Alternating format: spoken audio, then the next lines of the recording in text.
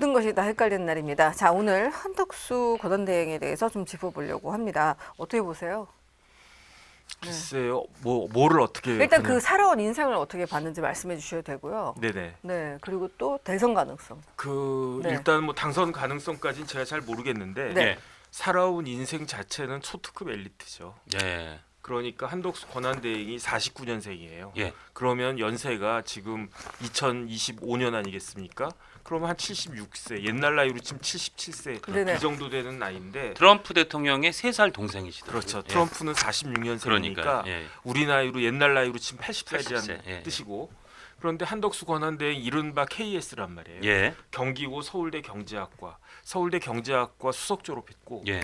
그다음에 하버드에서 석사 박사를 다 받았어요. 네. 그게 언제 하버드에서 석사 박사를 받았는가?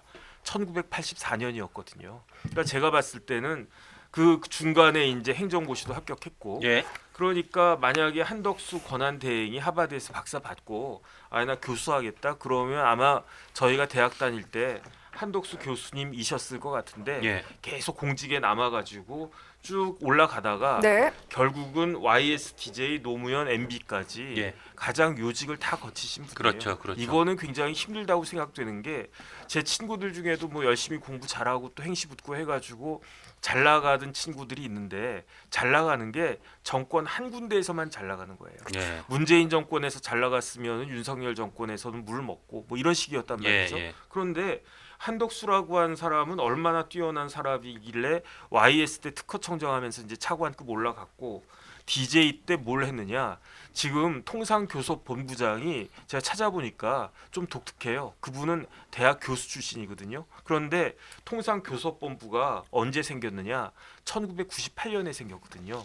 네. 초대 통상교섭본부장으로 취임한 사람이 그 사람이 바로 한덕수고요. 예. 그러니까 DJ 때 경제수석하고 그 다음에 누가 뭐라고 해도 한덕수 권한대행이 제일 잘 나갔던 때는 노무현 대통령 때였어요. 예. 노무현 대통령 때 국무조정실장하고 장관급, 그렇죠. 그 다음에 부총리하고, 예. 그 다음에 노무현 정권의 마지막 국무총리가 한덕수였단 그렇죠. 말이에요. 예. 그러면 상식적으로 노무현 대통령하고 이명박 대통령하고 그렇게 뭐 결이 비슷합니까? 극과 극이잖아요. 예. 그러니까 MB 때는 노무현 때 썼던 사람들 웬만하면 다 이제 쓰지 않고 뭐 물먹이거나 그랬을 텐데 예. 그런데 이런 부분들에 있어서는 MB가 그 용인술이 있었던 것 같아요. 예. 대표적으로 한덕수 그 총리도 있었고 또 한 명 생각나는 게 윤증현 장관이 노무현 대통령 때 예. 금융위원장, 금감위원장 같이 하셨었거든요. 예. 그런데 그 윤증현 장관을 그 MB가 네. 부총리로 그 발탁해가지고 쓰잖아요. 예. 이게 MB의 그 용인술인 것 같은데 어쨌든 한덕수 권한대행을 그 MB가 예. 총리까지 하셨던 분을 주미 한국 대사로 임명해가지고 예. 그 주미 대사를 하셨어요. 한덕수 권한대행이. 예. 그래서 제가 기억나는 게 그때 제가 국방부에 미군 기지전 사업단 법무실장이었거든요. 예. 네. 그런데 미군하고 우리나라 국방부하고 굉장히 첨예한 문제가 있었어요. 예. 아, 예. 뭐라고 말씀드리지 못하겠는데 그렇죠. 예, 그래가지고 그때 제 기억에 한덕수 권한대행한테 전화를 받았던 것 같아. 이런 문제가 현안이 있는데 당시 법무실에서 한덕수 국무총리 한덕수 주미 대사. 주미대사. 예. 예. 그래가지고 그때 뭐 제가 연합사령관도 만나고 뭐 그 제가 만난 건 아닌데 우리 단장님 만날 때 옆에 꼽사를 껴서 만나고 예, 막 예, 그랬었는데 예, 예. 어쨌든 그래서 저는 더 기억이 나요. 예. 그래서 한덕수 하면 저한테는 대사님으로 기억이 많이 난단 예. 말이에요. 예. 예. 그 다음에 이제 그 MB 때 주미 대사하고 일정 기간 뭐 그 다음에는 뭐 무역협회장 뭐 이런 거 저런 거 이렇게 하시면서 좀 그 평안한 그 후반기를 보내다가 예. 그러다가 윤석열 정권에서 저는 그 이유 딱 하나라고 생각하는데 윤석열 정권은 극단적인 여소야대였잖아요. 그렇죠. 네. 국무총리는 국회 동의가 필요한데 예.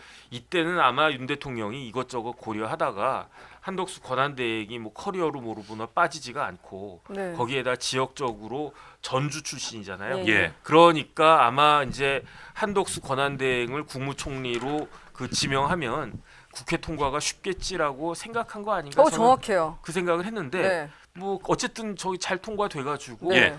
윤석열 대통령보다 임기가 더 길어지게 생겼어요. 그러니까요. 그러니까 이런 경우가 있었나? 여태까지 대통령이 자기 임기 중에 국무총리를 딱 한 명만 끝까지 갔던 케이스가 있었나요? 없었어요. 그러니까 이렇게까지 그러니까 뭐 관훈 같은 거는 뭐 이거 관훈을 떠나가지고 이게 얼마나 이분이 이렇게 그 윗사람들이 보기에 왜냐하면 저도 뭐 변호사고 제 밑에도 저 도와주는 변호사들 있지만 예.